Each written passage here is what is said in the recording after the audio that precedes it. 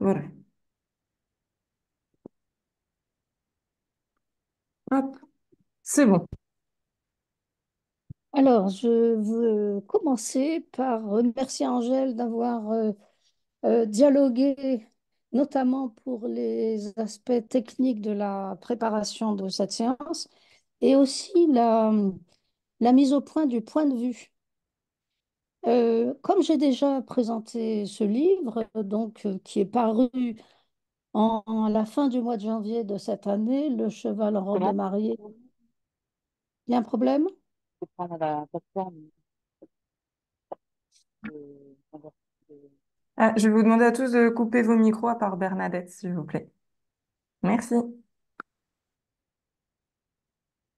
Donc, j'ai déjà présenté dans un séminaire précédent le livre dans son entièreté. Donc, on a convenu que je mettrai l'accent sur cette question que je reformule aujourd'hui à partir du livre.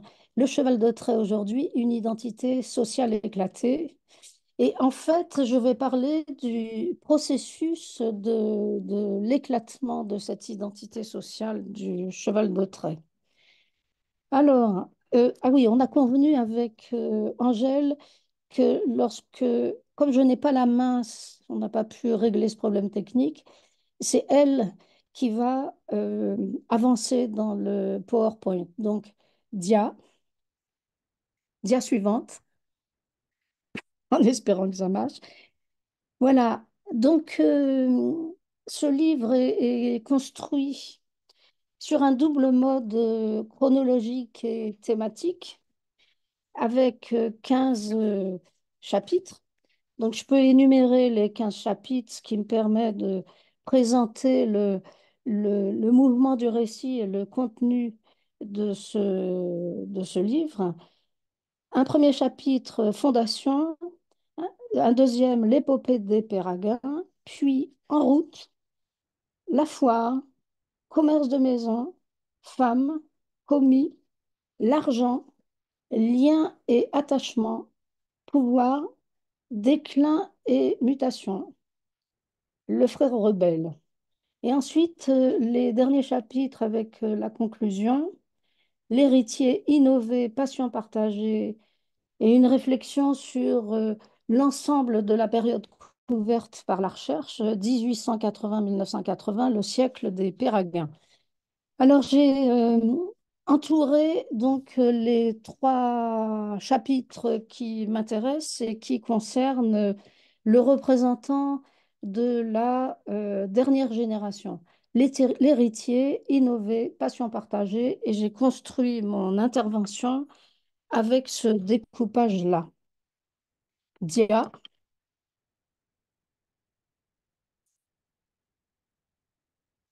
Alors, quand même, situer le lieu, il s'agit d'une famille de marchands berrichons. Alors, le Berry, c'est vraiment occupe l'exact centre de la France. Vous voyez à gauche les contours de l'ancienne province historique. Euh, alors, je peux préciser tout de suite qu'on est dans une région où le sentiment d'appartenance est extrêmement fort.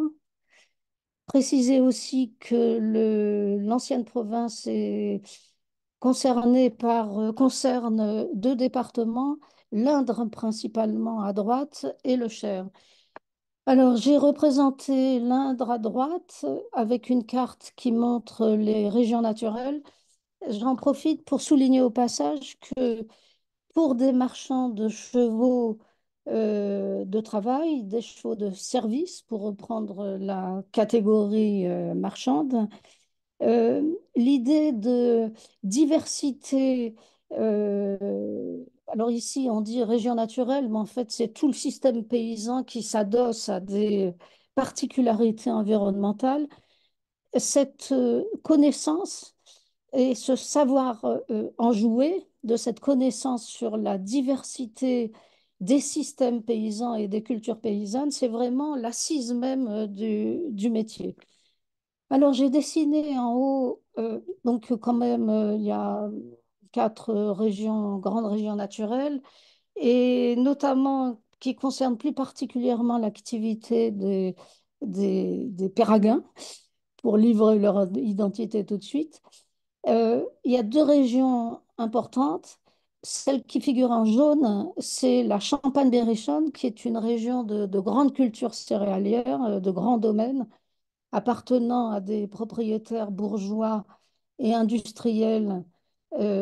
L'Église aussi, très importante figure de propriétaires, et organisée plutôt autour des villes.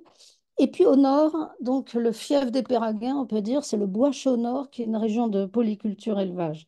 Et remarquez bien la ville de Châteauroux, on va en parler très prochainement. Diapo suivante. Alors voilà la famille, donc les deux premières générations. Euh, j'ai fait figurer en rouge mon principal passeur, mais je déteste la formule d'informateur, je préfère parler de passeur, on pourra en discuter. Et donc Daniel, le fils rebelle, qui est le seul à s'être marié, l'aîné Abel à droite, juste derrière sa sœur, euh, et a imposé une loi d'aînesse, d'airain. Il a interdit à tout le monde de se marier. Et seul le dernier frère a transgressé la loi familiale, ce qui m'a permis de mener l'enquête avec son fils, qui est donc le représentant de l'autre génération et avec lequel j'ai énormément travaillé au long cours, hein. J'explique ça dans l'introduction et notamment dans la partie méthodologique. C'est une enquête qui s'est étirée sur 43 ans pour des raisons que je pourrais préciser ultérieurement dans la discussion. Un dernier mot pour commenter cette photographie euh, euh, très solennelle. Elle a été prise pour fêter le retour des quatre fils, sains et saufs, de la guerre de 14, qui est quand même assez une chance presque insolente. Photo suivante. Alors, je vais aborder la question de l'héritier. En quoi le dernier représentant, Jean-Claude Péraguin, est-il héritier? Photo suivante. Alors, il est d'abord héritier du commerce fantastique, véritablement épique de la génération précédente, qui a atteint son point culminant comme il en est de même dans toutes les régions de France, qu'il s'agisse de régions d'utilisation du cheval de trait, du cheval de travail, comme le Berry, ou qu'il s'agisse de grandes régions d'élevage, des régions productrices, utilisatrices aussi, mais d'abord productrices, comme la Bretagne. L'apogée, la période épique, hein, je pèse mes mots, c'est la première moitié du XXe siècle. Très vite, donc un commerce énorme, une charge de travail inouïe, mais une vie passionnante pour plusieurs raisons, une vie de rencontres perpétuelles, une vie de voyage perpétuel grâce au chemin de fer. Tout le monde voyage en chemin de fer. La France est une toile d'araignée de voies principales et secondaires dans cette période-là, qu'il s'agisse donc les trains de voyageurs, les trains rapides que prennent les marchands, ou les trains de marchandises que prennent les poulains. Et donc un commerce qui se caractérise par le flux très important, 2000 chevaux par an, et puis aussi par l'énormité du territoire à travers la France. Donc le dernier représentant de la famille Péraguin est véritablement un héritier, on peut le dire tout de suite, franchement nostalgique de cet âge d'or, à la fois par la vie euh, oui, épique, et également l'argent qui circule, qui ne reste pas d'ailleurs, mais aussi la renommée de la famille, très important dans la culture maquignonne, la renommée des personnes, et qui, c'est encore plus important quand elle se transmet d'une génération à l'autre. Diapo suivante. Alors, il est héritier aussi d'un commerce absolument déclinant. Lui entre en activité, il est né en 1937, donc il entre en activité une quinzaine d'années plus tard, quand il décide, contre vent et marée, et contre l'avis de son père, de, de reprendre le métier. Et en fait, il devient le commis de son père. Alors là, on a une première, je peux parler méthodologie et source au fur et à mesure. Évidemment, l'enquête orale, c'est tout à fait fondamental, mais aussi le stock de photographies familiales. Il n'y en a pas tellement, mais elles sont extrêmement intéressantes. Et d'autant plus intéressantes qu'elles sont souvent annotées comme ça, ce qui n'est pas très respectueux du document, mais ce qui est quand même intéressant. Donc, on a tout de suite l'information. Retour de Marron. Marron, c'est un village hein, qui est à proximité je ne me rappelle plus, là, je crois que c'est Bourges. C'était en avril 58. Non, non, c'est Châteauroux. C'était en avril 58. Et voilà une information qui m'est arrivée ultérieurement, mais parce que je l'ai sollicitée, hein. Parmi les sources d'information, il y a un corpus de lettres fantastique, hein, 250 lettres, qui sont autant de mines d'informations. Et voilà ce qu'il m'avait écrit pour préciser euh, cette, euh, cette randonnée professionnelle impressionnante. Mon père avait acheté les derniers chevaux de la ferme du bourg, deux entiers de 3 ans qui n'étaient pas dressés, près de 800 kilos bourrés à l'avoine. Le patron n'a plus eu de charretier pour les dresser.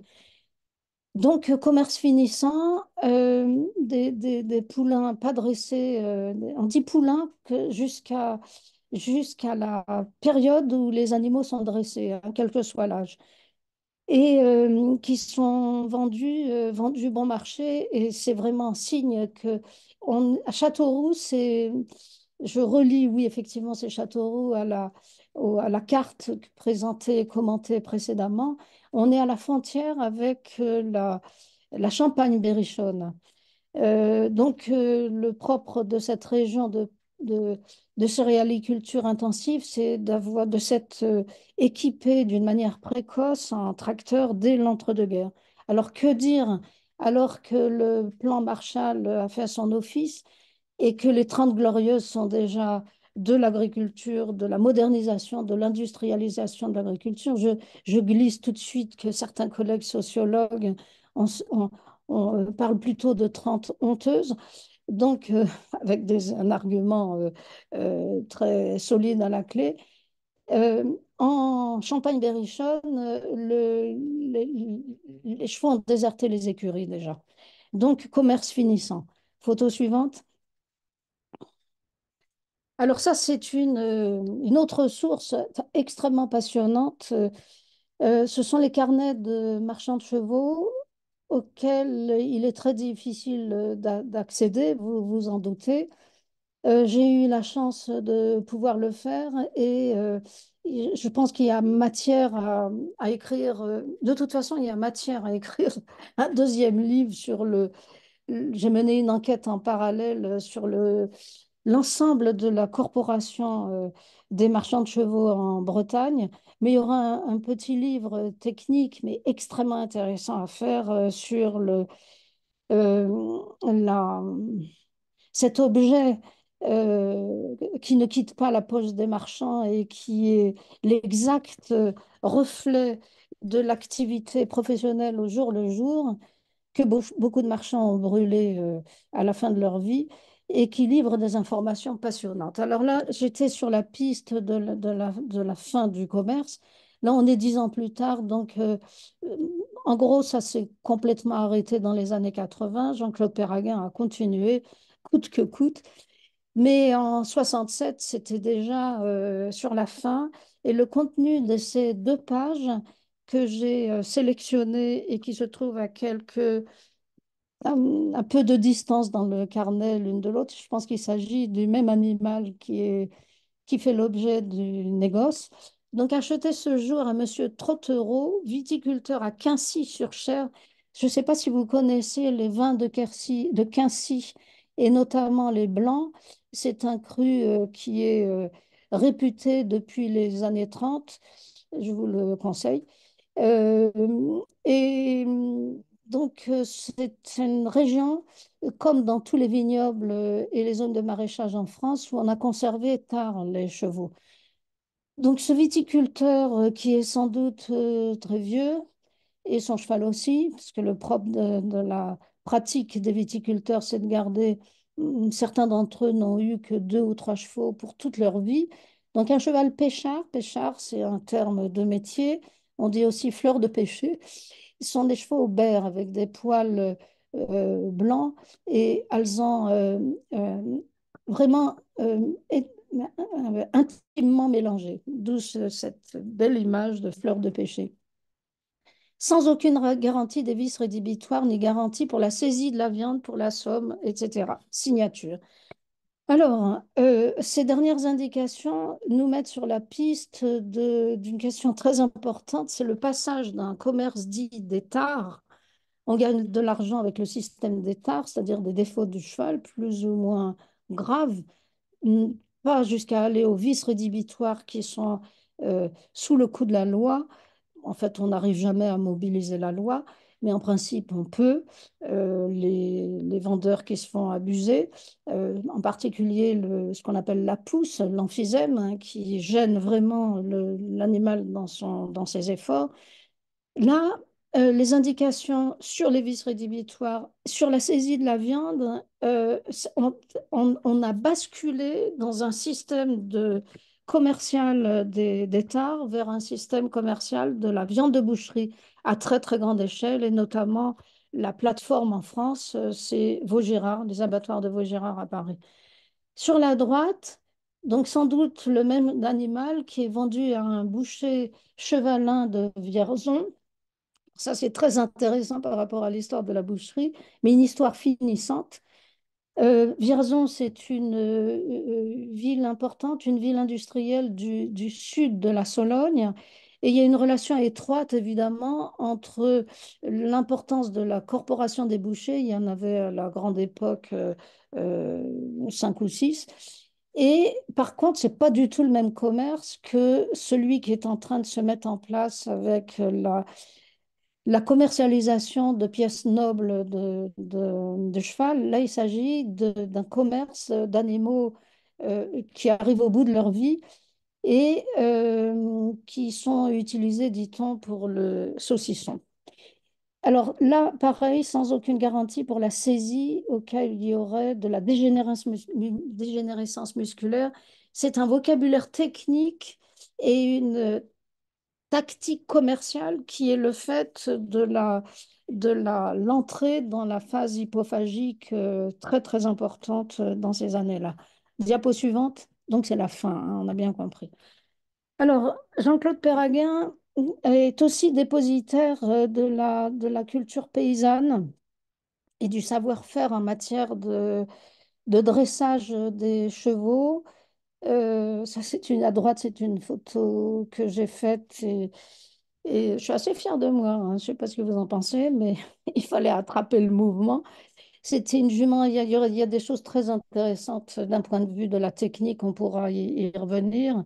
Vous voyez bien comment il se tient pour éviter de se faire taper.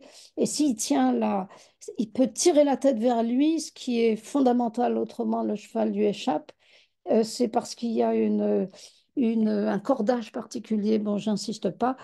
Et d'autre part, si cette jument-là est aussi sauvage, c'est aussi l'évolution du système d'élevage et du commerce de foire qui a complètement changé par rapport même à son jeune temps de commis pour son frère, son père, pardon. Il n'a pas de frère ni de sœur. Si, il a une sœur, très important, pour y revenir.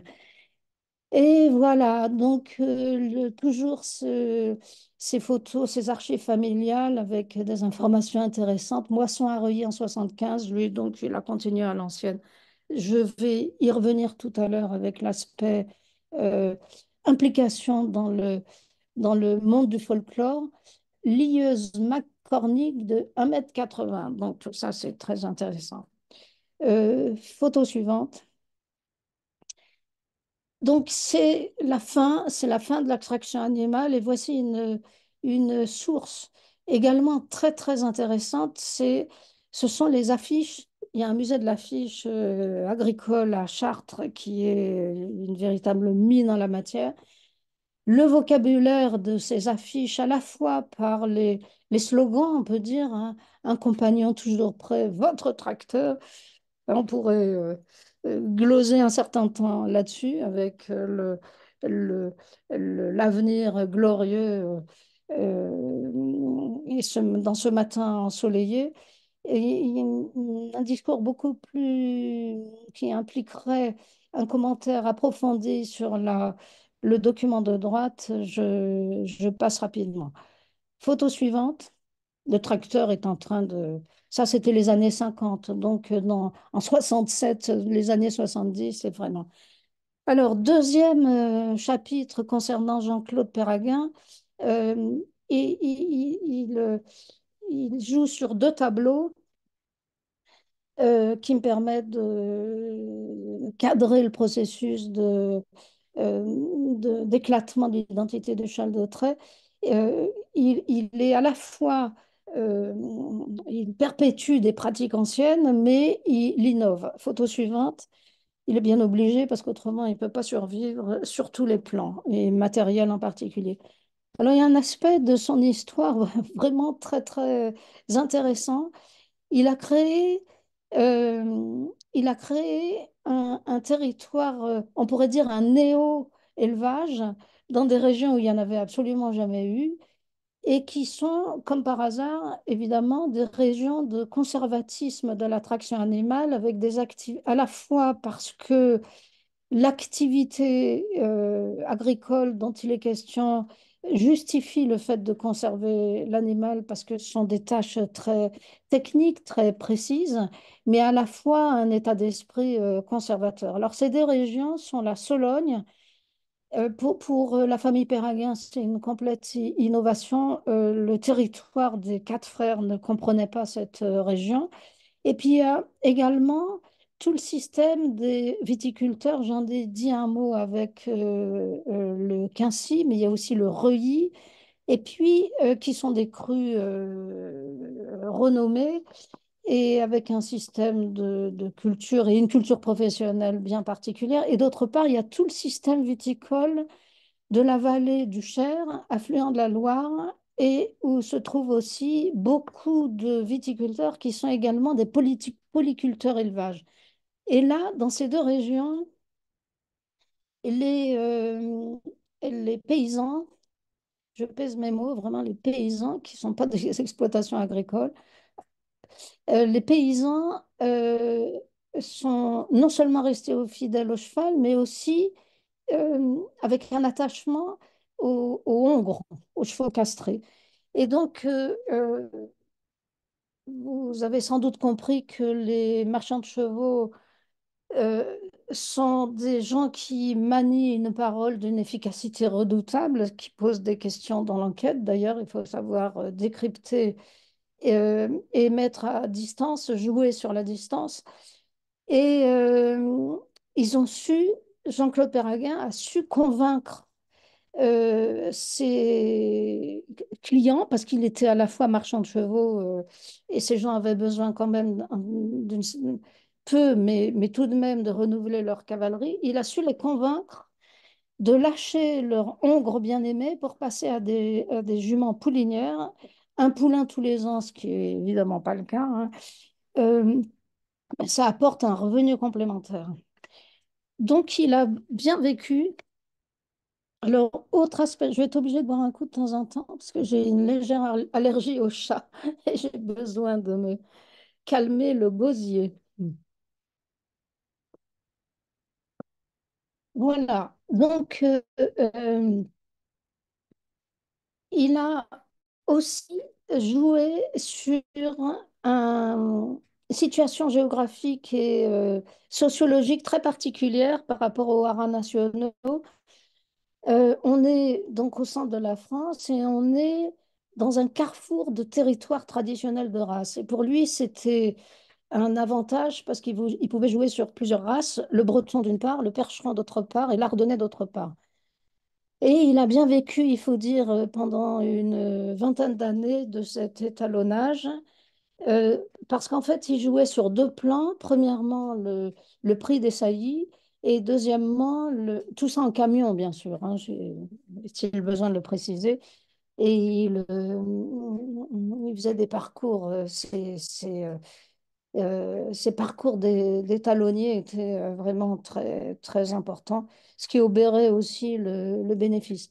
Autre source de bénéfice, ambivalent parce que c'est pas évident de récolter, pour reprendre le vocabulaire très intéressant, on dit promener les étalons et récolter, ça a quelque chose à voir avec un certain nomadisme. Et récolter les poulains, euh, il était un peu pris dans le piège du fait que c'est son étalon qui était le père de ses poulains, donc il était susceptible d'avoir tous les défauts, évidemment. Mais enfin, il s'est quand même bien débrouillé avec cette activité-là. Diapo suivante. Euh, pour éviter de faire ce que faisait son père, qui était un grand bradeur, à l'issue des foires lointaines dans tout l'est de la France, depuis euh, la région de Gap jusqu'en Alsace. À la fin des foires, il fallait absolument liquider les lots parce qu'on n'allait pas remettre les poulains dans les... Alors on appelait ça les relèves. Et bien fatigué, donc il bradait. Et lui, l'époque n'était plus... Le prix des juments montait énormément à cette époque. Et donc, pour éviter de brader, il vendait les mâles, il essayait de les dresser et de les caser ici et là. Vous allez voir que ici et là, ça existait quand même. Et il a monté un élevage. Alors, et d'autre part, il a fait relancer, il a négocié, ses relations avec les représentants des haras nationaux sont épiques et vraiment très intéressantes. C'est des relations de maquignonnage. Et il a réussi à faire créer un concours de poulinières. Alors, c'est l'époque où se sont mises en place des primes de conservation des poulinières de race. Et donc, ça renforçait son système d'étalonnage. Et donc, il a conservé les pouliches pour éviter de brader et il a monté un petit élevage.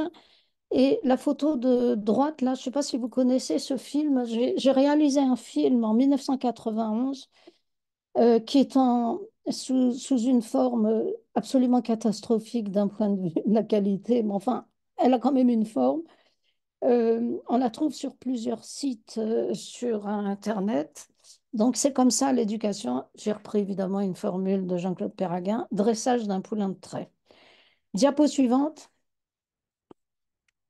Alors, il a monté un élevage bien particulier euh, en ciblant sur les nouveaux usages dont il percevait très bien l'émergence et l'évolution rapide en procédant à son petit commerce de marchand de marchand de chevaux et plus précisément de juments dressés, euh, des usages radicalement différents le cheval de trait n'est plus paysan. Il, euh, il correspond à de nouvelles pratiques, un goût, on pourrait discuter de ça, mais que je pense largement citadine, plutôt que néo-rural, qui est celui de la randonnée.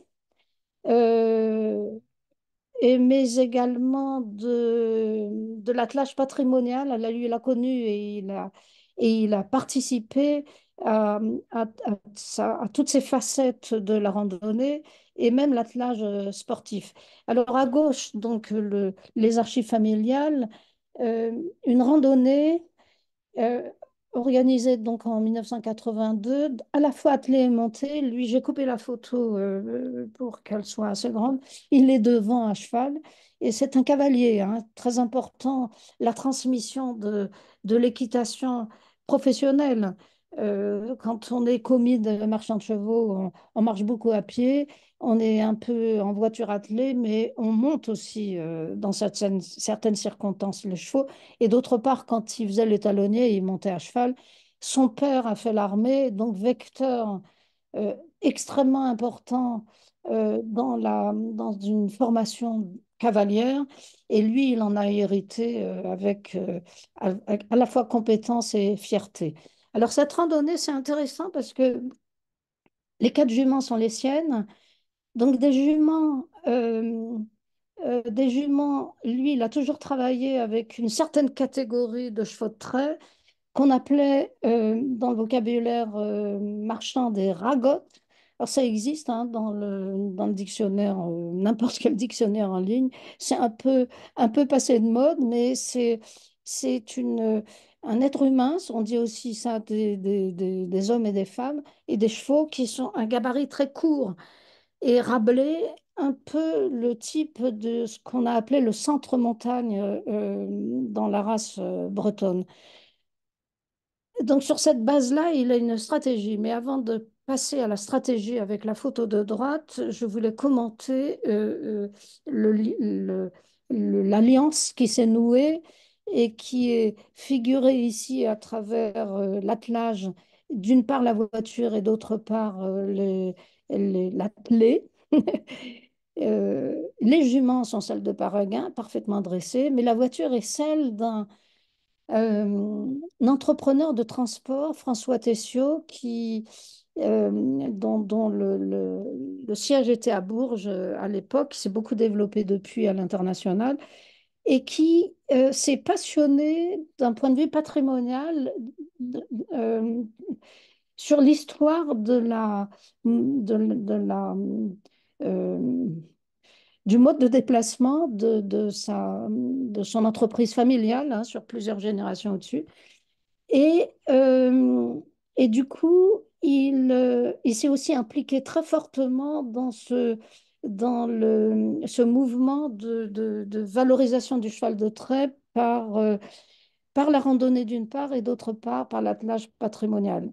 Et le meneur ici, hein, nouveau vocabulaire que vous connaissez bien pour ceux qui travaillent sur le cheval de trait aujourd'hui, et le chauffeur routier de François Tessiot. Donc c'est vraiment signe des temps. Alors, Jean-Claude Péraguin a une stratégie pour son élevage. Et vous voyez à droite son cheval imprudent, alors qui est un cheval de Maquignon hein, et d'éleveur Maquignon. Il est issu d'un croisement absolument interdit par les haras nationaux entre une jument très qui est déjà croisée par les soins de Péraguin pour faire un- un- une jument à deux fins. Hein. On reprend la problématique traditionnelle du cheval à deux fins. Dans l'histoire de l'élevage, les historiens de l'élevage connaissent ça très très bien. Mais le père est pur sang. Et alors le père appartient à un boucher qui n'est pas chevalin, je ne crois pas qu'il soit chevalin. Et comme vous savez peut-être, mais sans doute pas, les bouchers sont des adeptes passionnés du système des courses, en général des trotteurs, des courses d'hippodrome, hein, des vraies courses, mais également de galopeurs en ce qui concerne ce boucher-là. Euh, Exerçant euh, une quinzaine de kilomètres de chez Jean-Claude Péraguin. Et donc, il a fait saillir sa jument croisée par un pur sang. Donc, il a obtenu un croisement de sang bien plus fort et il remet euh, ce cheval plus près du sang sur des juments ragottes. Et donc, voilà, il a une stratégie d'élevage qui est adaptée aux temps qui viennent. Diapo suivante. Alors, passion partagée, donc celle-là, l'attelage sous toutes ses formes, c'est déjà une passion de plus en plus partagée en France. Photo suivante. Alors voilà, moi, il y a des choses qui m'ont vraiment, vraiment intéressée quand je trafiquais, pour reprendre un terme maquignon. Il y a eu deux catégories de maquignons. Il y a les grands maquignons, en général, qui ont des cartes quand même, hein, ils sont bien obligés. Et puis, il y a les trafiquants, qui sont des gens, des paysans, notamment dans les régions d'élevage, hein. En Bretagne, tous les paysans sont à peu près trafiquants. Alors moi, j'ai trafiqué avec mes matériaux sur la culture maquignonne. Et une des choses qui m'a le plus intéressée, c'est la question des trajectoires sociales et culturelles montantes et descendantes. Alors un jour, Jean-Claude Perraguin a reçu un jour précisément de 1970, donc ceux-là c'était des pionniers, a reçu chez lui un couple qui venait de la région d'Orléans en randonnée touristique, mais un tourisme tout à fait personnel. Après, ça s'est institutionnalisé, et notamment avec les parcs naturels régionaux qui se sont équipés avec cette prestation-là.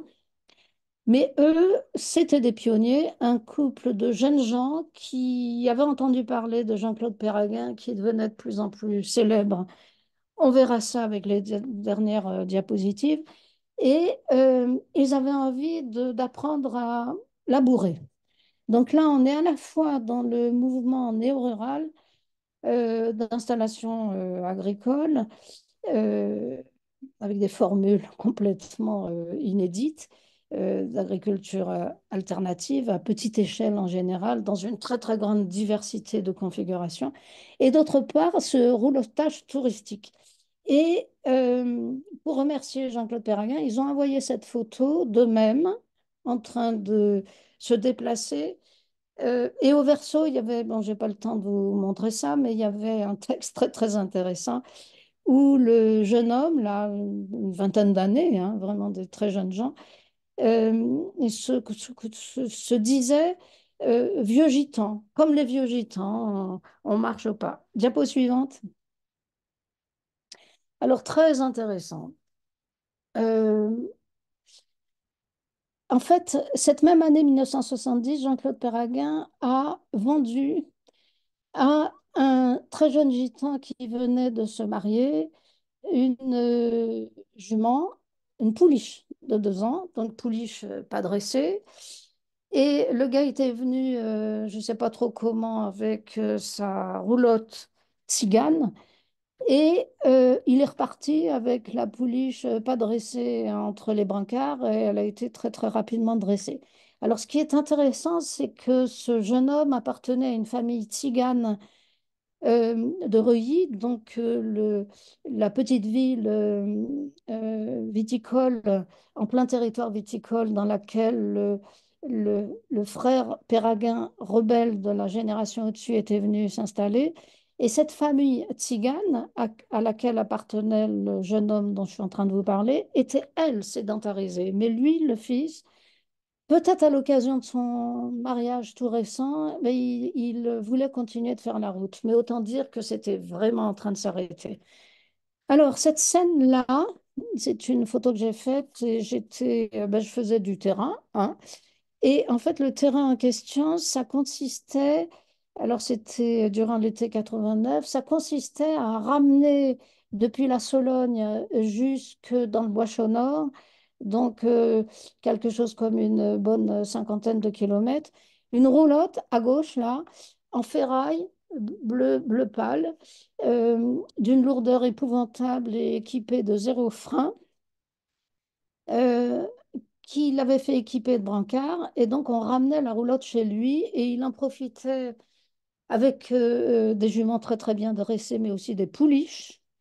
Il en profitait, les maquignons ont toujours profité de la route pour dresser les chevaux. Et il en profitait, lui, pour dresser ses futures poulinières. Et là, à la sortie de Celles-sur-Cher, je ne suis pas prête d'oublier, je ne suis pas dessus, vous venez en train de composer le menu de ce soir. Euh, la fameuse spécialité de Celles-sur-Cher, c'est un fromage de chèvre absolument magnifique. Et à la sortie de Celles-sur-Cher, alors qu'on voyait la route ondoyer toute droite à partir de Celles-sur-Cher, mais avec des montées qui n'auguraient rien du tout de bon, avec les descentes qui s'en suivaient forcément, et sans frein. Donc on a vraiment eu la trouille, hein. Et des gitans donc, que connaissait très très bien Jean-Claude Perraguin, parce que son père avait énormément commercer avec ces gens-là. Très intéressant, les liens commerciaux entre les tziganes et les marchands de chevaux. Les tziganes ont un rapport évidemment intime, intense avec les chevaux, à la fois comme moyen de transport, mais aussi comme euh, exercice du métier de marchand de chevaux. Donc, ils nous ont fait signe en disant, le campement, c'est par là, c'est par là. Et donc, on était bien content de différer la suite de l'événement. Et alors là, c'était absolument... bon, je passe les détails, je pourrais revenir, mais c'était absolument passionnant. La vieille femme qu'on voit entourée de petits-enfants, là, adossée à la roulotte, elle s'est carrément foutue de notre gueule en disant, mais votre roulotte, c'est Cro-Magnon, parce qu'évidemment, eux étaient très, très bien équipés, avec des roulottes traditionnelles, avec un habillage traditionnel. Voilà, donc l'idée, c'est trajectoire finissante et trajectoire montante, et le cheval de trait au milieu. Diapositive suivante, autre, autre trajectoire, très passionnant aussi.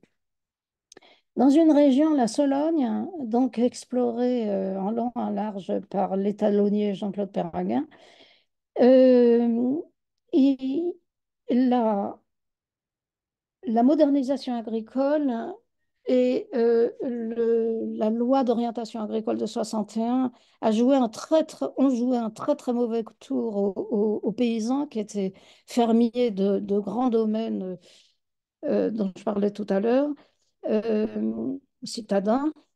Et ils ont été mis dehors avant d'être obligés de pérenniser les baux. Et l'agriculture a intégralement disparu dans ces régions, sauf cas très particuliers. Et les cas très particuliers en question, ce sont les pionniers d'une agriculture éminemment alternative, l'agriculture biologique ou la biodynamie. Et Jean-Claude Perraguin, comme marchand de chevaux, a eu affaire à ces deux grands personnages. En haut, donc, Philippe Desbrosses. Pour ceux qui bricolent avec du jardinage biologique, ils doivent connaître la ferme de Sainte-Marthe, hein. C'est l'un des grands spécialiste de semences biologiques. Et puis Claude Monziès, donc à la fois pionnier de la biodynamie, de l'anthroposophie aussi, et également vice-président de Nature et Progrès. La chose vraiment intéressante est à gauche, en haut à gauche, Jean-Claude Perraguin en train de labourer une prairie, donc un labour pas évident, assez dur, il faut des choux très très bien dressés et qui continue à l'ancienne, vaille que vaille, et notamment très apprécié par les photographes qui se font un plaisir de venir lui tirer le portrait, et ce qui permet d'accéder à cette information singulière du stock photographique. Alors à droite, j'ai repris la même carte que tout à l'heure, en localisant donc en rouge chez Jean-Claude Perraguin.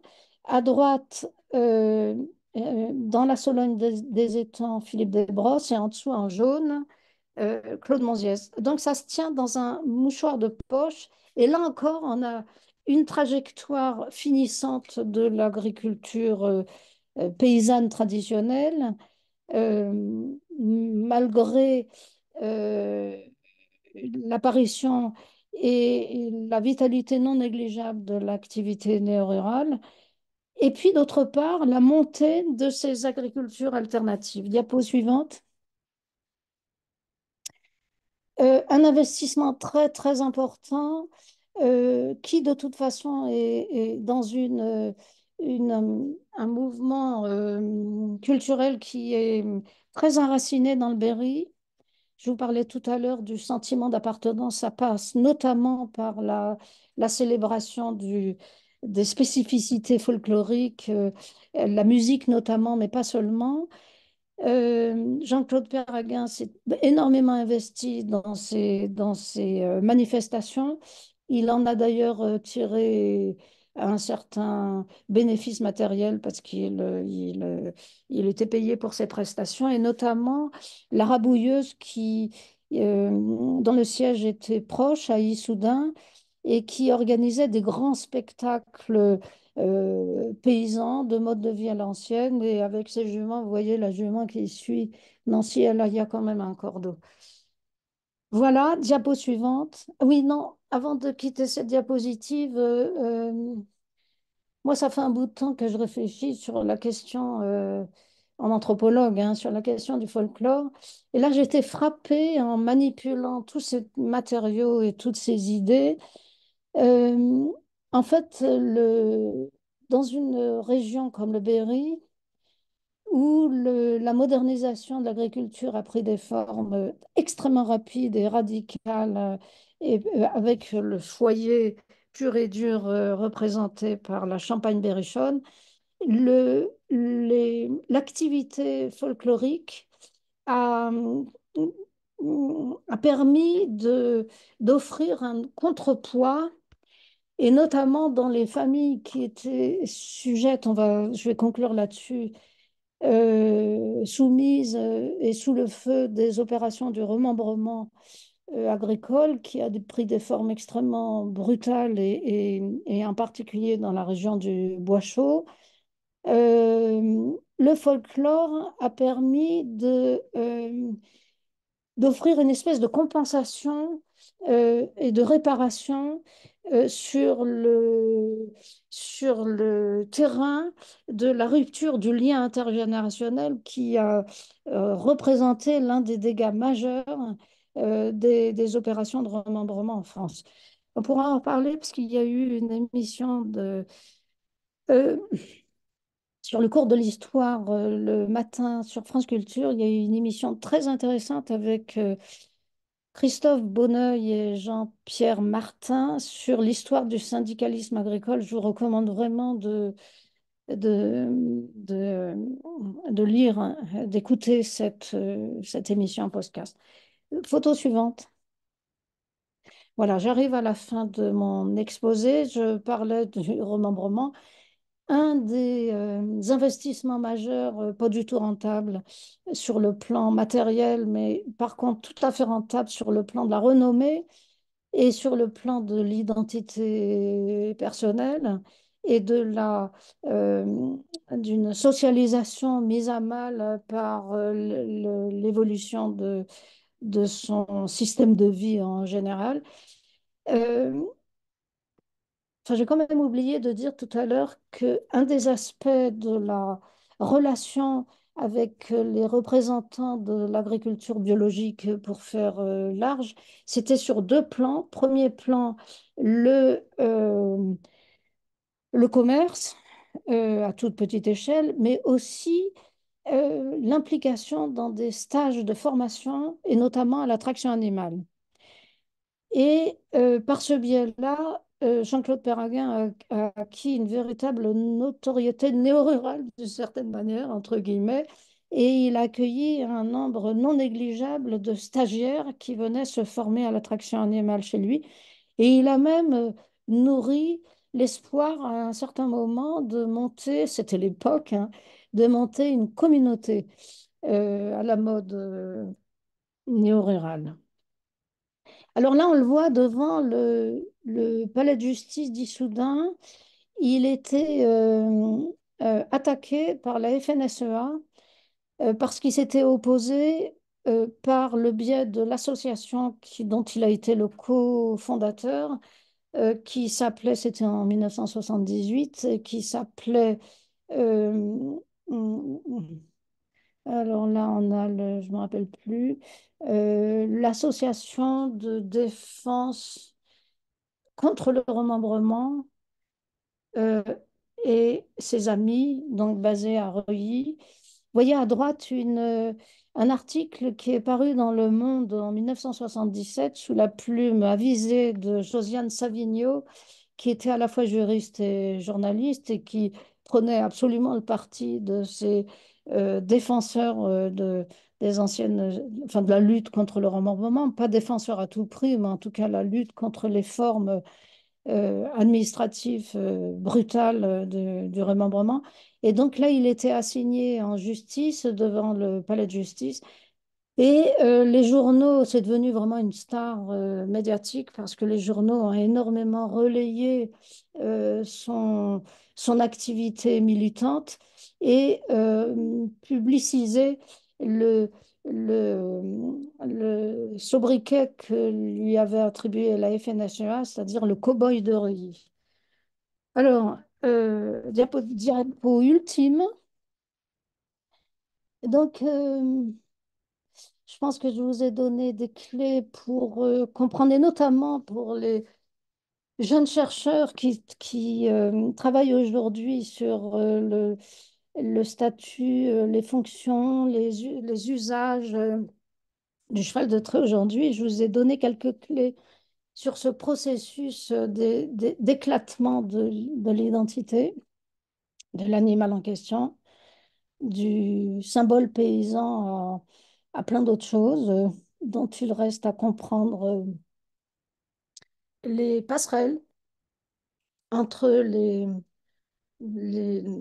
ces différentes choses.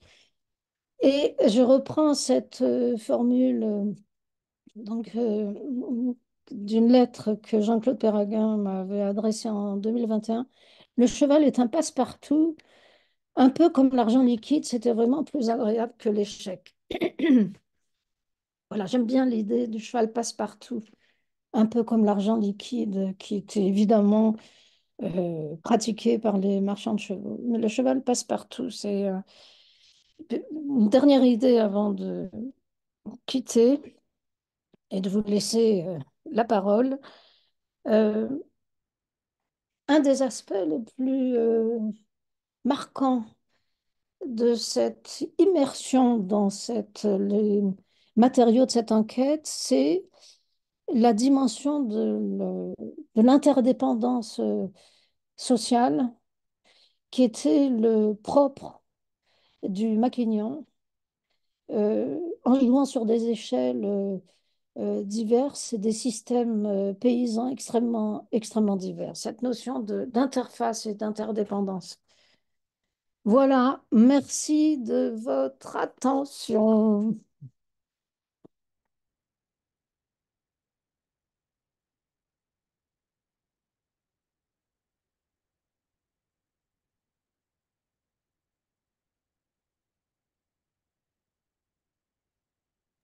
Merci beaucoup Bernadette.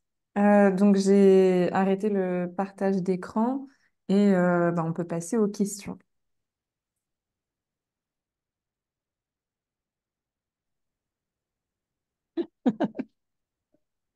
Allez, il faut se lancer. Moi, je veux bien me lancer, j'en ai bien évidemment plein. Je me suis un peu senti visé, entre autres, quand tu parlais de jeunes chercheurs Ah sur... oui, c'est vrai, oui, oui, j'avais fait ça.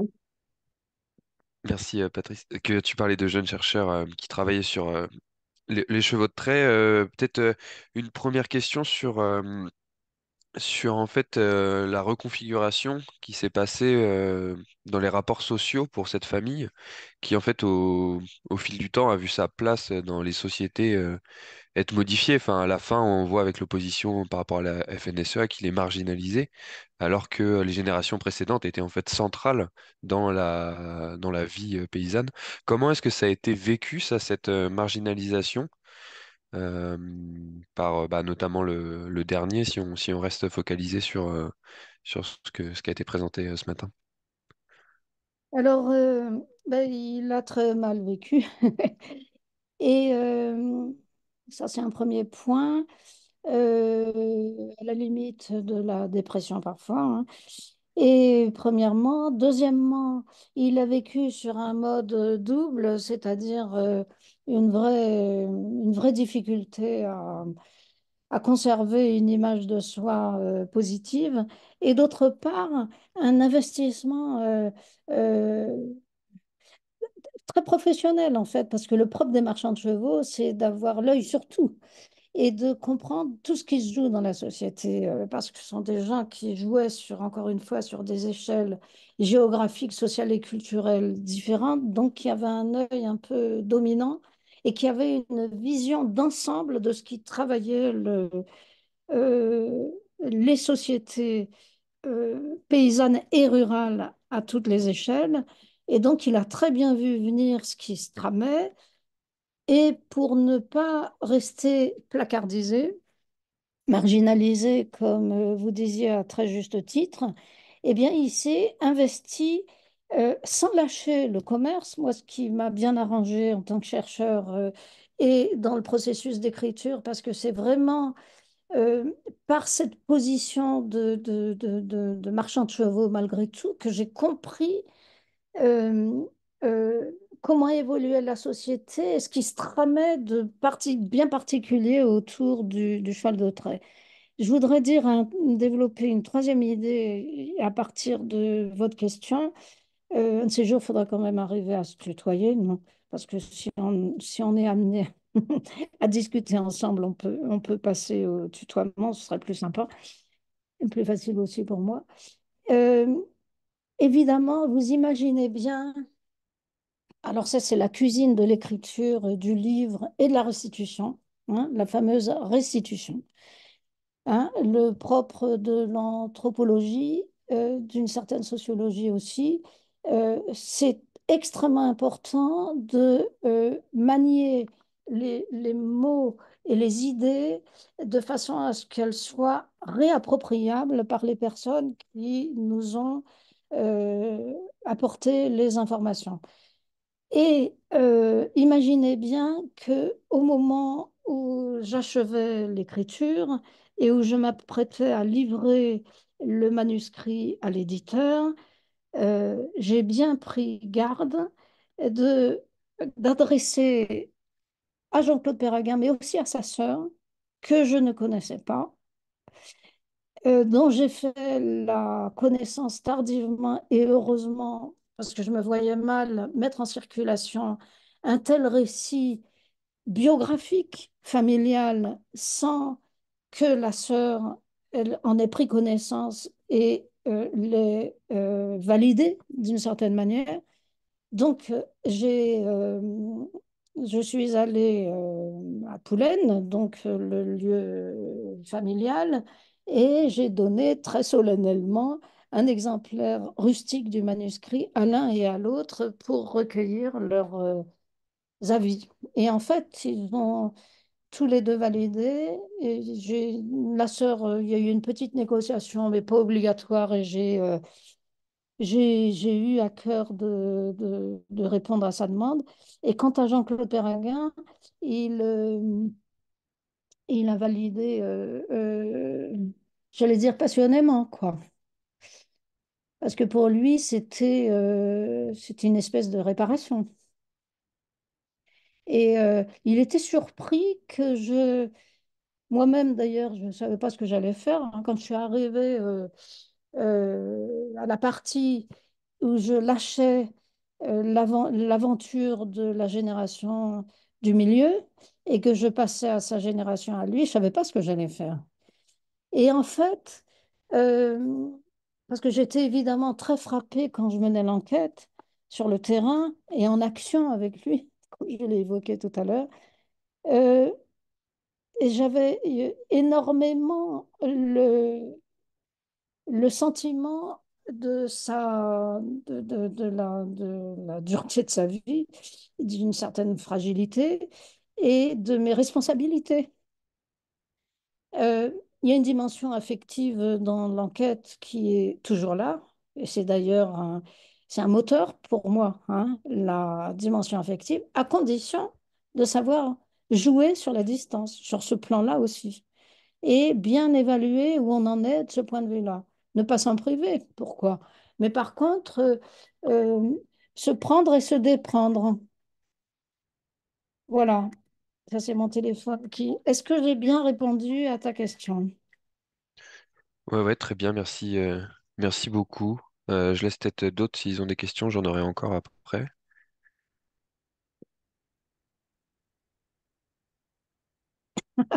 Non, bah je continue alors. Tu as parlé de la folklorisation, enfin du folklore. Et dans ces années-là, il y avait enfin toute la notion un peu de, enfin Bourdieu parlait de la folklorisation, de mettre la paysannerie au musée. Et j'ai bien aimé l'utilisation de la compensation. Est-ce que c'est pas ce qui a permis aussi de pas questionner la modernisation de l'agriculture, le fait d'avoir ces espaces où on conservait un peu le folklore de l'attraction animale, tout en continuant en fait la modernisation et et voilà tout autour de ça quoi, de cette conservation des outils. D'un côté, on a toute la partie sur l'innovation, donc on voit bien qu'il y a eu une innovation qui a quand même continué à être effectuée par ces utilisateurs des chevaux de trait de l'attraction animale. Mais d'un autre côté, cette innovation, elle a pas été vue en tant que telle, puisqu'on a mis au musée, entre guillemets, ces outils-là et toutes les pratiques. Alors, tu fais bien, ça y est, Ouais, j'ai fini.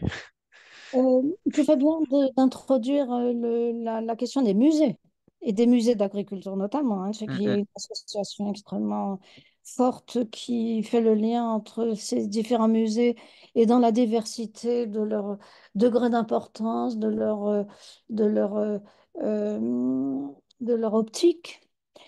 Euh, alors, quand même, pour reprendre le tout début de ta question, il faut se replacer dans les années 70 et à la fois la dualité du mouvement néo-rural et la dualité qui a habité en France le milieu des ethnologues, parce qu'à l'époque, on parlait d'ethnologie, d'ethnographie et pas encore d'anthropologie. Et les ethnologues étaient très partagés par rapport avec l'héritage, bien sûr, vichiste, l'histoire culturelle liée à la paysannerie. J'aurais beaucoup de choses à vous dire à ce propos. Il faut vraiment lire et écouter Christophe Bonneuil et le rôle des nazis dans la programmation de la modernisation de l'agriculture en Allemagne et dans les pays occupés, euh, et qui faisait pendant un éloge de la paysannerie traditionnelle. Il faut se garder d'idées simples en la matière. Pour revenir à ce qui a agité d'une manière souvent très brutale, hein, moi je me souviens bien des débats qui animaient certaines écoles de pensée en ethnologie et notamment entre ce qui était ressenti comme le fief parisien et, et les féodalités régionales. On se méfiait énormément de ce courant folklorisant. Mais parce que c'était l'époque, je me souviens aussi il me semble qu'il y avait eu un numéro d'Autrement, une grosse revue qui s'appelait Avec nos sabots d'Ondaine Dondon et qui faisait la peau en gros aux ethnologues qui étaient jugés trop traditionnalistes.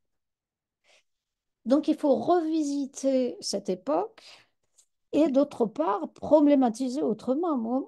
Quand je rends compte de ce que j'ai, euh, ce qui m'a fait gamberger, ce qui m'a fait ressentir aussi très, très vivement par rapport à l'histoire un certain histoire, oui, la marginalisation et un certain naufrage, euh, avec une dignité préservée quand même, mais puis un appauvrissement, il n'y a pas l'ombre d'un doute.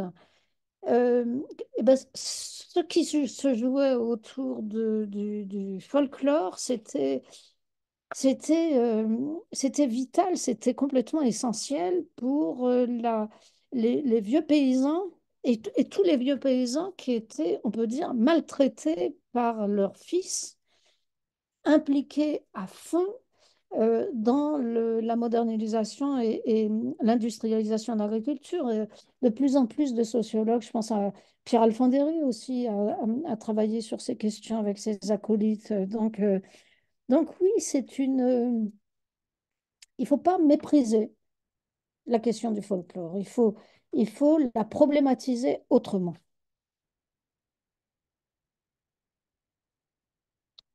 Alors, quelqu'un d'autre, Merci beaucoup, Bernadette.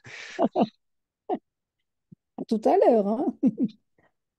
Comment ça, personne ne veut parler? Eh ben, je me lance. Allez. Bah, merci beaucoup pour cette présentation, pour les présentations précédentes et pour l'ouvrage. Bah, comme je te l'ai dit hier, enfin, il m'a passionné. Bon, là, je peux pas le montrer, mais il est étiqueté de partout, souligné. Enfin, je l'ai beaucoup travaillé. Euh, et j'ai été notamment particulièrement intéressée par tous les passages sur Coco. Donc, le cheval, en fait, qui, au fil des pages, on a l'impression que c'est bon, celui où il y a particulièrement un attachement, quoi. Et du coup, je trouve qu'il y a il y a quelque chose comme, il y a une sorte de tension un petit peu finalement qui arrive dans le livre entre bah, Coco, qui est nommé toujours par son nom, où on voit de l'attachement, où cet attachement est à la fois expliqué par toi, mais les Péraguins en parlent également. Et tous ces autres chevaux qui vont dans les trains, qui sont vendus, et où finalement, ils sont pas nommés, ou alors en tout cas, on n'a pas les noms. Du coup, est-ce que déjà sont-ils nommés et selon quel système? Et est-ce qu'il y a une forme d'attachement individuel à ces chevaux-là? Ou est-ce que finalement l'attachement aux chevaux qu'ils achètent et qu'ils vendent, en fait, c'est plutôt un attachement à ce que les chevaux, à ce que le maquignonnage permet? Donc en fait, est-ce que c'est vraiment est-ce qu'il y a vraiment un attachement aux chevaux ou est-ce que cet attachement-là, c'est un attachement au style de vie, au commerce, à la vente? Alors, vaste et belle question qui travaille, pour reprendre l'expression que tu as employée, j'ai bien apprécié. Toi, tu as travaillé mon livre et cette question-là travaille aussi mon livre. Alors, elle travaille l'ensemble du livre, je crois, et elle vient se loger plus particulièrement dans le chapitre, évidemment, lien et attachement, auquel je tenais énormément.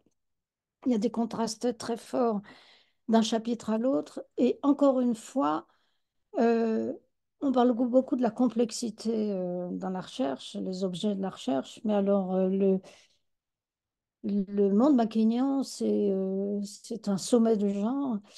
On n'a pas le droit de penser simple ni de simplifier. Et notamment sur cette histoire d'attachement sous ses différentes formes et tout particulièrement l'attachement affectif. Euh, alors, le nom, très, entrée extrêmement intéressante.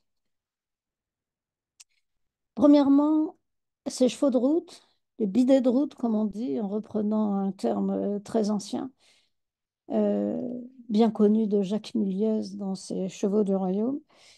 Euh, un cheval polyvalent, mais un cheval de route surtout. Alors lui, comme par hasard, il a un nom, mais pas n'importe quel nom. C'est comme les Péraguins et tous les marchands de chevaux qui s'appellent des cocos ou des cocasses. Eh bien, leur cheval, leur bidet de route, ils portent le même nom. Donc, c'est une nomination, mais générique. D'autre part, pour poursuivre sur ce terrain-là, mais tu as absolument raison de souligner le fait que ce soit un élément discriminant concernant euh, l'analyse qu'on peut faire des formes et du degré d'attachement. Euh, sur ces fameux carnets de marchands de chevaux, les rares fois où on voit apparaître le nom du cheval, c'est quand il s'agit de chevaux soit de service, parce qu'il y a trois grandes catégories, quatre grandes catégories chez les marchands de chevaux. Il y a poulains, donc les spécialistes, j'ai oublié de le dire, qui étaient les maquignons, les péraguins. Il y a les chevaux de service qui sont dans l'expression incroyablement forte, hein, qui sont dans la force de l'âge et qui valent cher. Ensuite, il y a les chevaux d'occasion et ensuite, là, les boucheries. On met même plus le nom de chevaux dedans, ce sont des boucheries. Et donc, sur les carnets, ce sont les chevaux de service, et notamment quand ils sont amenés à repartir dans le circuit vigneron, c'est-à-dire ces milieux où, alors là, à propos d'attachement, il est immense. Péraguin m'a très souvent. J'ai travaillé avec le père aussi, hein, le père et le fils, mais c'est le fils qui m'a très souvent resservi la formule. euh, Chez les vignerons, on était mieux mariés avec son cheval qu'avec sa femme. Et là, évidemment, ce lien avec un animal qui traverse longuement la vie du marchand, du maquignon, même, je vais les lâcher, ces maquignons, du vigneron, et qui d'ailleurs assez souvent meurt à la maison. T'imagines bien qu'il y a une forme d'attachement extrême. Alors, il y a des degrés de la chose que j'ai expliqué dans ce chapitre lien et attachement. Dans la Champagne berrichonne et au fait de la culture charretière, où on est fier de son métier, fier de son attelage, fier de les bourrer d'avoine pour qu'il soit le plus luisant et le plus flambeur possible, surtout quand on va livrer la moisson à la ville ou au train. Euh, Là, on est très attaché à sa culture professionnelle et très attaché à son attelé. Mais c'est pas individuel, c'est un trio dans la plupart des tâches agricoles. Et d'autre part, ça dure pas longtemps parce que le système des chevaux dans la Champagne berrichonne, c'est on garde, d'ailleurs, il y a un système maquignon dit du cheval de Sansou, c'est souvent le maquignon qui reste propriétaire du poulain qu'il place et il récupère des chevaux de service au fait de leur valeur marchande et il replace des poulains. Donc ça ne dure pas longtemps. On est attaché au groupe constitué, mais ça ne veut pas dire qu'on n'est pas attaché.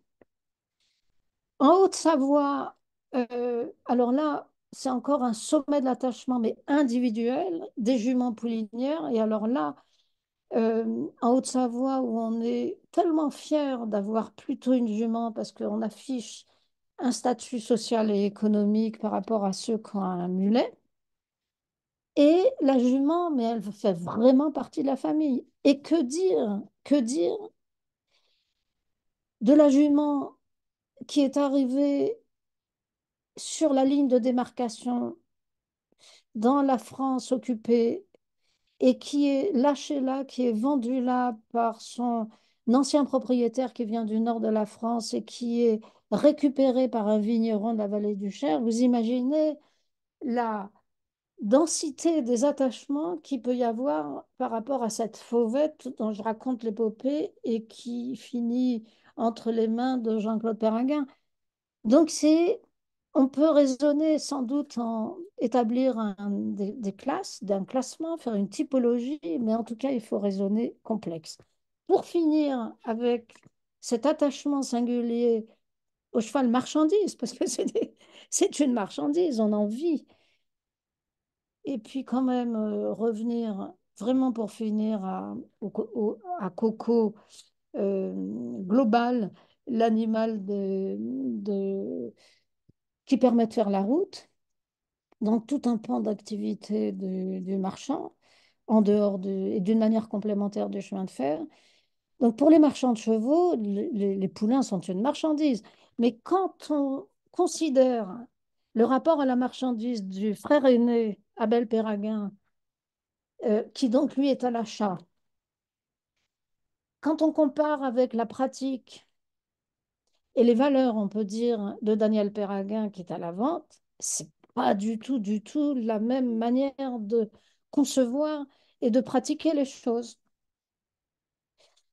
Pour finir avec les cocos marchands de chevaux et des cocos bidets de route des marchands de chevaux, euh, tous à leur manière, qu'il s'agisse d'Abel Péraguin ou qu'il s'agisse de Jean-Claude Péraguin, dans des contextes socioculturels et extrêmement contrastés, aux antipodes, il y a toujours un attachement singulier parce que il y a une question de représentation de soi.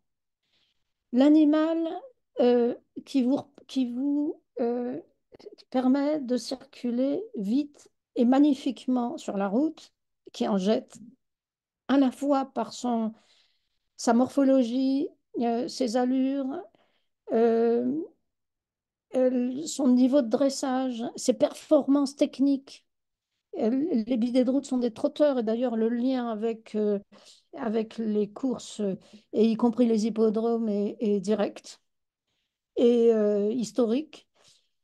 Ces chevaux-là, habillés d'une manière tout à fait particulière avec des harnachements de luxe et la fameuse grelotière qui permet de s'annoncer de lien et de signaler qu'on regarde. Ben, tout ça en fait un animal qui est au plus près de soi, qui est soi. Hein, le sang de cheval, les Maquignons ont tous plus ou moins du sang de cheval, et bien leurs bidets, s'ils sont bons sur tous ces plans, et bien même Abel Péraguin, il a conservé ses sabots en cendrier, le sabot du fameux coco bidet breton sans doute croisé de Norfolk, animal dangereux et magnifique. Euh, et il y a une forme d'affectivité, mais qu'il faut caractériser et contextualiser. Et quant à définir la relation de Jean-Claude Perraguin, qui a quand même fait des choix extrêmes et qui se retrouve commis de son père, qui voulait qu'il était formé, il avait un métier à la banque, ce qui est un comble, mais Daniel Perraguin avait vu juste sur l'avenir du métier.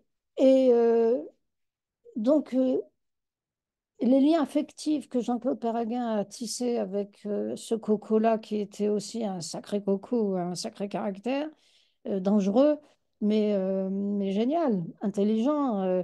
Et puis, il passait sa vie avec. Donc forcément, dans une configuration complètement singulière autour de Jean-Claude Perraguin et à son époque, il y a du lien immense. Ce qui ne veut pas dire qu'il n'y ait pas de lien avec les poulains, et j'en arrête là, différents à la vente, à l'achat et à la vente. Et d'autre part, franchement, on n'a pas intérêt pour bien vendre un poulain, il faut qu'il soit en bon état, il faut qu'il en jette encore, malgré la fatigue du voyage. Donc, pensée complexe. Aux antipodes des tendances à la dualité radicalisée dans laquelle certains ont tendance à fonctionner aujourd'hui. Merci beaucoup. Je vous en prie si vous avez d'autres questions. Alors, j'ai cloué le bec à presque tout le monde.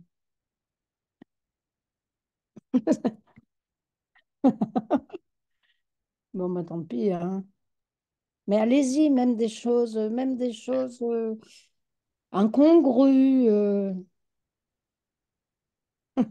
Moi, enfin, je me permets de reposer une question. Au niveau de la méthode, moi, je trouve ça intéressant, quoi, une étude sur 40 ans, plus de 40 ans, avec, au final, euh, 100 ans étudiés, des évolutions énormes. Comment est-ce que tu as appréhendé, en fait, cette étude au long cours, tant sur le point de vue, pratique, méthodologique, avec peut-être une évolution aussi des sources, des outils d'analyse, que sur le point de vue un peu historiographique. Alors, je ne suis pas sûre de pouvoir répondre très précisément à cette question énorme encore.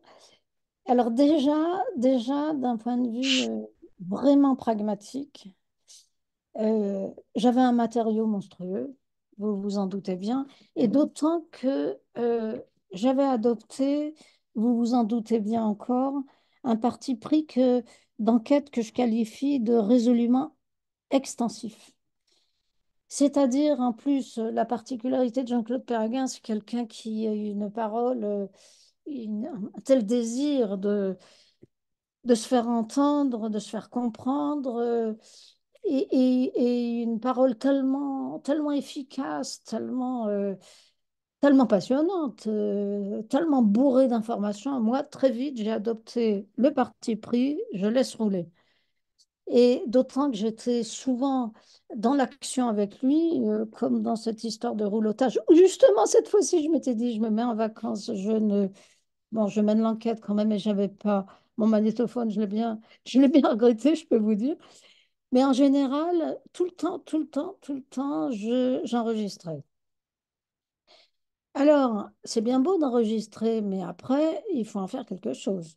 Et d'autant que, pour des raisons que je peux expliciter maintenant, j'avais commencé par être nommée au Musée des Arts et Traditions Populaires, mais ensuite j'ai demandé une réaffectation au muséum. Et alors là, c'était évident que j'étais hors sujet. Avec cette enquête-là, j'étais hors sujet. Et comme j'aimais mon métier, que je l'aime toujours d'ailleurs, que je suis ravie de faire le lien avec la jeune recherche, euh, eh ben, j'ai été très impliquée dans les fils rouges de la recherche collective interdisciplinaire du muséum, et très vite, en 92, la biodiversité. Donc j'étais de plus en plus éloignée et coupée de ce terrain, mais pas au point d'arrêter l'enquête. Alors une fois que je me suis retrouvée avec cette montagne, la première chose, évidemment, le devoir numéro un, c'est décrypter. J'y ai passé un an. Et c'était effarant. Et complètement passionnant, mais vous vous imaginez, c'était complètement chaotique, parce que le propre de cette parole, c'est aussi de partir dans tous les sens, et a fortiori quand il y avait plusieurs interlocuteurs en même temps, dans des situations de vente ou d'échange à la ferme, par exemple. Et donc j'ai décrypté très soigneusement, et après, c'était le chaos complet. Qu'est-ce que je fais de ce bazar? Pour que ce soit utilisable au moment de l'écriture, et que d'autre part, je puisse faire émerger des idées de synthèse qui étaient déjà là, hein. Vous savez bien, quand on décrypte, ou quand on reprend ses notes, on a des idées de synthèse qui fulgurantes un peu. Donc surtout, ne pas laisser filer. Mais après, c'est poser un problème de méthode, c'est-à-dire comment j'allais découper tout ça pour que, au moment de l'écriture, en plus, j'avais adopté un parti pris de liberté radicale par rapport au canon académique, hein. Moi, j'ai plus de compte à rendre à personne. J'aime l'écriture. Chez les anthropologues, il y a une vraie tradition de l'écriture. Je n'allais pas m'en priver maintenant. Mais a fortiori, il fallait, pour que ce soit fluide, agréable et bien écrit, il fallait que l'accessibilité à l'information soit parfaite.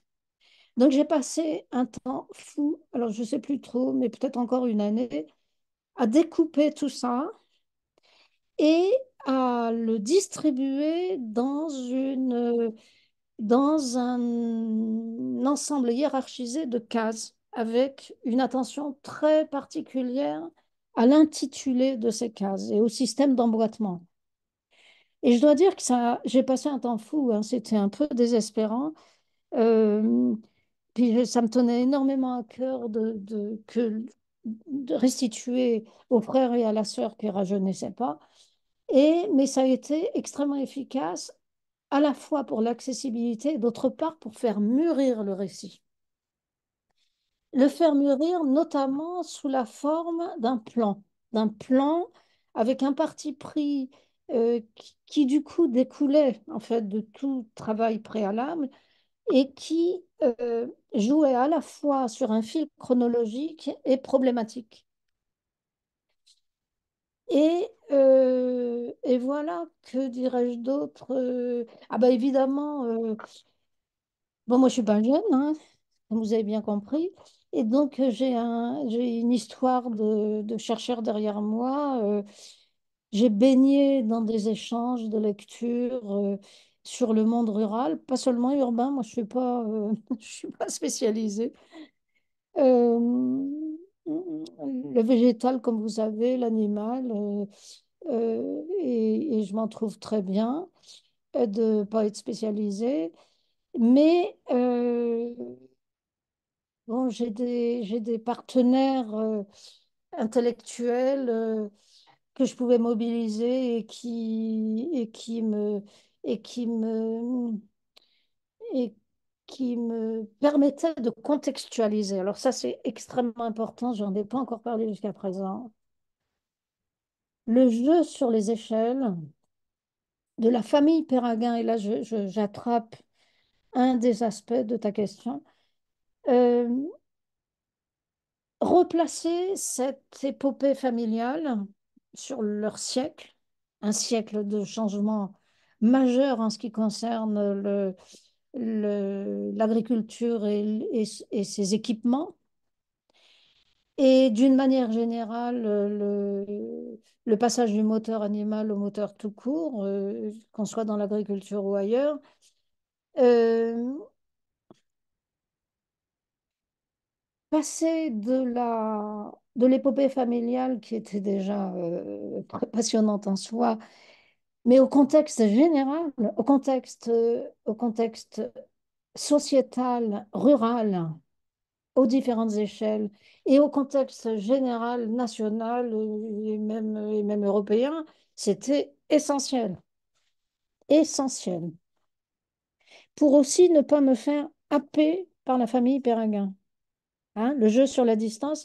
Et voilà pourquoi, parallèlement à l'enquête d'Ambéry, j'ai engagé très tôt une enquête sur l'ensemble de la profession maquignonne en Bretagne, et notamment dans le fief maquignon finistérien à Landivisiau. Est-ce que j'ai répondu à ta question? Parfaitement, merci beaucoup. Ah, magnifique.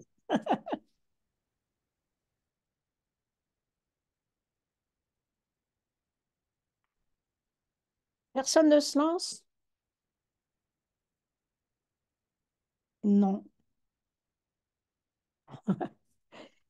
Bon, et ben s'il n'y a plus de questions, on peut s'arrêter là. Moi, je veux bien en reposer une dernière si ça te dérange pas. Et Non, ben non, vas-y, c'est bon. Maurice. C'est du coup plus sur l'autre étude là et sur l'ensemble en fait de la filière maquignonne, sur la recomposition lors de ces mutations, vers quel métier, vers quelle catégorie socio-professionnelle se sont tournés les maquignons. J'imagine qu'il y en a peu qui sont restés comme les Péraguins, en fait encore marchands de chevaux après les années 70. Comment ça s'est passé dans ces familles de Question maquignons? intéressante. Alors, ça, premièrement, ça soulève la question de la catégorie commerciale de marchands de chevaux. Là, on a bien compris que c'était les chevaux agricoles, hein, qui s'étaient restreints pour l'essentiel à l'activité agricole, mais il y a aussi les chevaux de luxe. Et pour reprendre la terminologie des Péraguins, et également des chevaux de loisirs et de sport qui volaient la vedette au précédent, précisément à la fin de l'épopée Péraguin. Et certains de ses collègues, et notamment celui avec lequel il a eu énormément maille à partir parce que c'était un partenaire de sa famille, de la génération d'avant, lui, le gars en question qui était autour de Tours était beaucoup plus jeune et il s'est motorisé. Euh, voilà un facteur très très important aussi, la motorisation dont je n'ai pas parlé là, mais qui est très présent dans le récit. Et beaucoup d'entre eux se sont mis au cheval de sang, pour faire vite, au cheval de loisir, et notamment aux fameux trotteurs, les trotteurs réformés de course. Et aussi, un épisode extrêmement important à ce propos, c'est l'ouverture des frontières européennes et la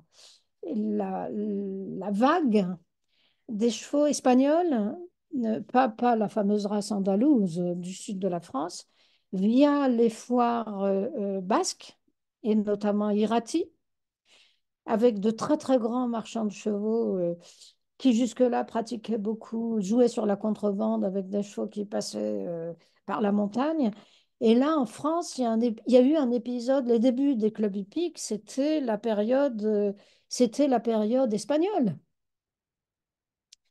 qui s'est vraiment mais abattu sur les foires et dans les clubs hippiques et- qui a créé une situation de concurrence énorme avec la production française. Donc beaucoup de marchands de chevaux se sont tournés vers l'Espagne ou les foires basques via les camions, les très grands camions, et pour servir une clientèle nouvelle. Mais il y a sans doute d'autres cas de figure, hein. C'est une piste hein, de recherche très intéressante. Excuse-moi, Bernadette, est-ce que tu peux préciser les années ou l'époque de ce moment où il se tourne vers les marchands espagnols? Alors attendez, parce que je vais me servir quelque chose à boire et je reviens tout de suite pour répondre à cette question.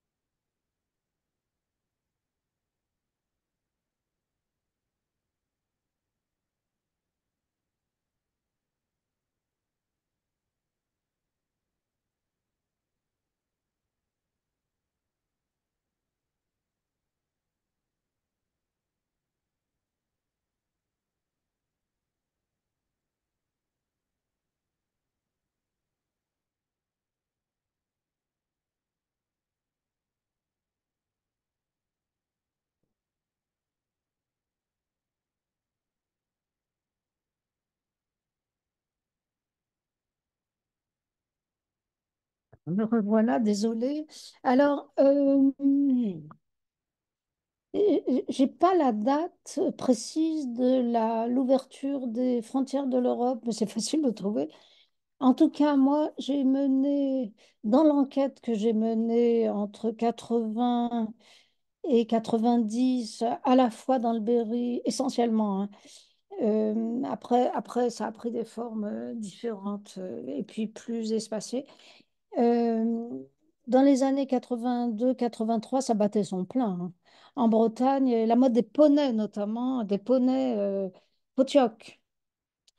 Euh, au,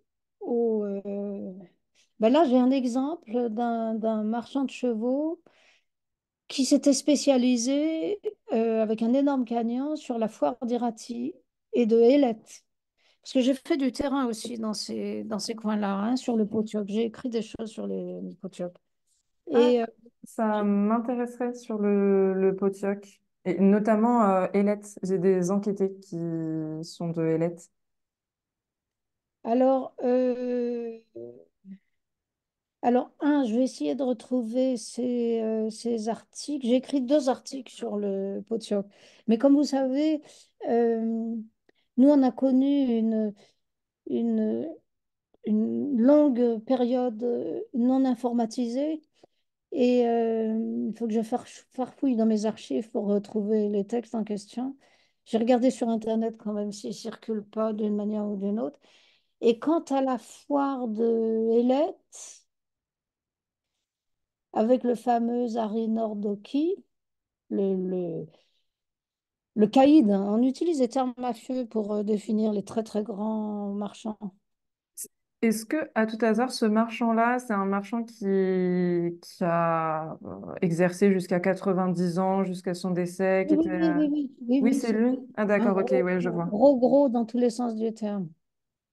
Mais j'ai fait une enquête, mais là j'ai choisi de mettre de côté ces cassettes-là. Je n'ai pas décrypté parce que ça m'amenait trop loin. Et dans la fabrication d'un manuscrit, il faut calibrer. Dans un premier temps, j'espérais relier l'enquête Péraguin à l'enquête bretonne parce que c'est logique, hein. Mais, euh, mais ça fait deux livres, quoi. En tout cas, pour répondre précisément à quelles époques, le début des années 80, on était à fond dans la vague espagnole via le Pays Basque et, et en relation avec euh, la grippe. Alors ça, il faut vérifier parce que, évidemment, il faut sous-peser les informations hein, pour bien évaluer le degré de vérité de la chose. Mais en tout cas, il est certain que ça a l'air de vous étonner, cette histoire de vague espagnole. Alors, c'est pas tellement que ça m'étonne, mais c'est que ça m'intéresse beaucoup parce que j'ai des enquêtés à la fois dans le Pays Basque, mais plutôt pour les mules, et à la fois côté Pyrénées-Occidentales pour les mérins. Et en fait, ces enquêtés me parlent beaucoup de tziganes et chevaux et de contrebande à cheval ou à mule, ou de contrebande de chevaux et de mules. Oui, Et oui. donc, bah, les relations en fait France-Espagne m'intéressent du coup. Ah ben, c'est très, très un peu. Ben, écoute, je pense qu'on aura l'occasion d'échanger. Et est-ce que tu connais, oui, on en a déjà discuté aussi, une jeune femme qui, après la thèse et qui travaille sur le monde tzigane et qui est dans Ah le non, Midi. je connais pas. Tu la connais pas? Non. Bon, il faut que je fasse des liens entre vous parce que elle m'a contactée et on a échangé. Elle a monté une exposition dont elle m'a fait passer le catalogue. Et ces histoires donc elle a appris l'existence de ce livre. Je crois qu'elle sera à Avignon. Vous serez à Avignon? Et, et Quand? toi, Ah, pour la journée de l'attraction, là? oui, Ah non, j'y serai pas malheureusement. parce qu'elle elle sera là en principe. Mais moi, je peux tout à fait faire l'agent de liaison, ce que je fais déjà, hein. Ah oui, ce serait avec plaisir. Et si tu as des conseils de littérature, effectivement, sur les tziganes ou la contrebande, ça m'intéresse beaucoup. Alors, la contrebande, ça doit exister beaucoup, beaucoup. Mais par contre, oui, alors je suis très liée. Parce qu'en fait, j'ai fait une thèse tout à fait interdisciplinaire et du côté de l'ethnobotanique, en même temps que je faisais du terrain sur l'élevage pastoral hein, et le statut des potiocs dans le système de la maison basque, très particulier, et du pastoralisme pyrénéen, de part et d'autre de la frontière. Je passais une thèse sur la côte basque. Et euh, en relation avec un jardin botanique et ethnobotanique qui a été créé suite à ma thèse, donc à Saint-Jean-de-Luz.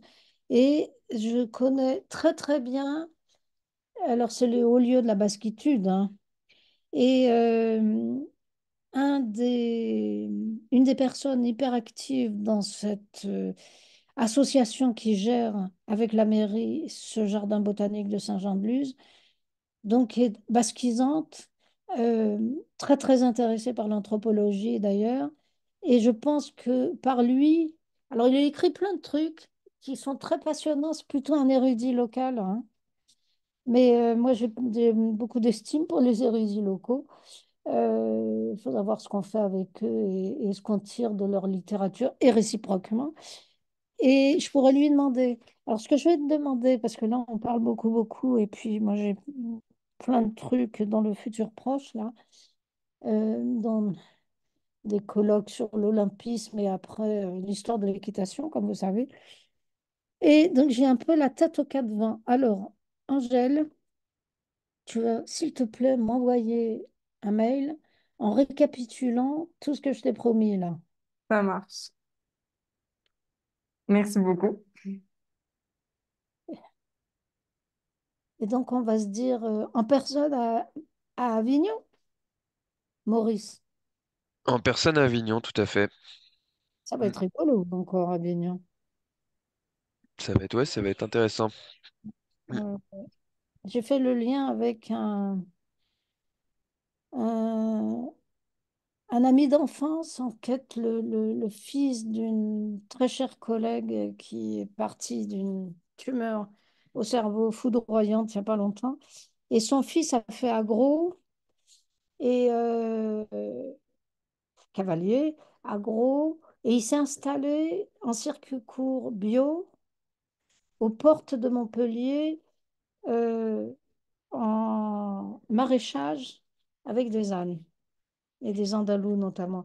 Et du coup, pour équilibrer l'investissement des deux grandes associations fondatrices, Hypothèse et Promata, lui, les Promata, donc ils l'ont invité et il va intervenir. Donc c'est intéressant tout ça, hein. D'accord. Ouais. Et puis j'aime bien l'esprit de cette journée. C'est très ouvert avec des praticiens, des représentants d'Assos, des universitaires. C'est la recherche comme elle devrait toujours être. Mm. Non, c'est chouette qu'il y ait ça d'organisé, clairement. Mm. Oui. Mais il se passe des choses, hein. Moi, j'attends de vous. C'est vous qui savez, hein, maintenant ce qui se passe sur le terrain. Et moi, je peux ramener un contexte historique, et y compris par ma propre recherche, mais c'est vous qui allez nous éclairer, hein. Puis ça arrive à point nommé par rapport au processus d'écriture pour toi. Ouais, moi, c'est vraiment parfait. Et puis tout le monde sera un peu présent. Donc, en plus, c'est dans l'autre côté de la France où moi, j'ai pas forcément beaucoup de contacts. Donc, je vais pouvoir rencontrer des nouvelles personnes aussi, quoi. Ah, tu fais du terrain, en fait. Ouais, c'est ça. Bon, on s'ennuie pas, en fait, hein.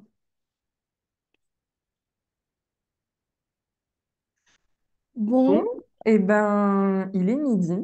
et il est midi, voilà. Sur ce, on va peut-être se quitter là-dessus. On a bien discuté. C'était très riche, très intéressant. Merci beaucoup, Bernadette, pour cette Mm. présentation. Ouais, Euh, merci beaucoup. et pour Et prendre ben, le temps aussi de discuter avec nous et d'approfondir et de nous c'est questionner. important. Merci réciproquement, hein. Il n'y a rien de plus important que de faire le lien d'une génération à l'autre, surtout par les temps qui courent.